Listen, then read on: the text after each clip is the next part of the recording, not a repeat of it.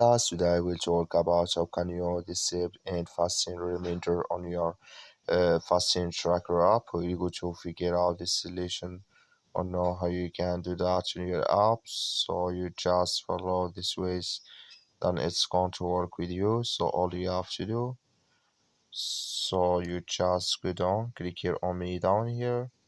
When you just click here on me, it's going to take you to next step here.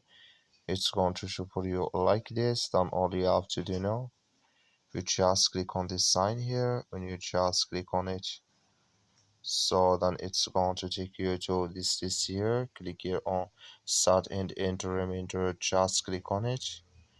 You come to next step here, come here to end fasting reminder, just click in this sign or this color. Like you see color, it's on here, that's mean here and fasting reminder disable with us now. That's all you have to do. Thank you for watching. Don't forget to support us by liking, subscribe.